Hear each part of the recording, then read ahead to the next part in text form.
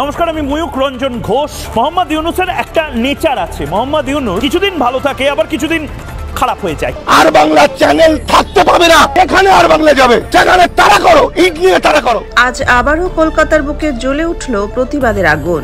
Republic Bangla TV চ্যানেলের বিরুদ্ধে সরব হলেন কলকাতার সাধারণ মানুষ ও ব্যবসায়ীরা। ওরা দাঙ্গা লাগিয়ে দেবে, আমার শান্তির বাংলাকে ওরা হিন্দু মুসলমান বিভাজন করে শেষ করে দেবে। তাদের অভিযোগ, মিথ্যা সংবাদ, সাম্প্রদায়িক উস্কানি আর বাংলাদেশ ভারতের সম্প্রীতিতে আঘাত হানছে এই টিভি চ্যানেল আর তার তথাকথিত সাংবাদিক নামধারী এই ময়ূক। যদি ভারত খেপে যায়, খড়কুটোর মতন মোহাম্মদ ইউনূস এবং বাংলাদেশ থাকবে না। এই চ্যানেলের নামে সাংবাদিকতা নয়, চলছে বিষ ছড়ানোর কাজ। ময়ূক রঞ্জন ঘোষের প্রতিবেদনে বারবার বাংলাদেশের সংখ্যালঘু নির্যাতনের মিথ্যা দাবি, সরকার ও ডক্টর ইউনূসকে টার্গেট করা। কিন্তু প্রশ্ন, কেন? এর পেছনের রাজনীতি কি, নাকি সস্তা ভিউ ব্যবসার দিকে নজর?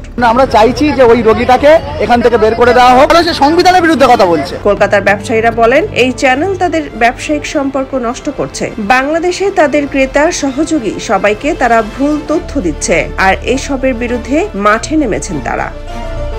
ময়ূকের জার্নালিজম আসলে কি? চিৎকার, অপপ্রচার, গালাগালি। তাকে হকার সাংবাদিক বলছেন সমালোচকরা, কিন্তু এই হকারের কথায় কান দিচ্ছে কারা? আর অন্যায়ভাবে ফায়দা লোটার চেষ্টাই বা কেন করা হচ্ছে? ব্যবসায়ী থেকে শুরু করে কলকাতার সাধারণ মানুষের মনে এখন একটাই প্রশ্ন।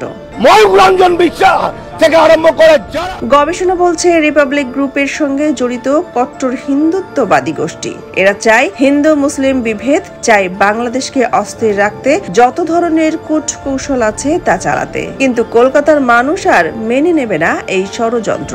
বিক্ষোভকারীদের দাবি, মুখ্যমন্ত্রী মমতা বন্দ্যোপাধ্যায় যেন হস্তক্ষেপ করেন, নইলে সাম্প্রদায়িক হিংসা ছড়াবে, ক্ষতি হবে পশ্চিমবঙ্গের অর্থনীতিরও। আসুককেও তর্ক করতে কোন ভাষা চাই, প্রত্যেকটা ভাষায় উত্তর দিয়ে দেবো। সাংবাদিকতার নামে যদি মিথ্যা ছড়ায়, যদি সম্প্রীতি ভাঙার চেষ্টা হয়, তবে প্রতিবাদ করতেই হবে। কলকাতার মানুষ আজ এই ইতিহাস লিখছে। এবার নড়বেন কি প্রশাসন? দেখা যাক কি হয় শেষ পর্যন্ত।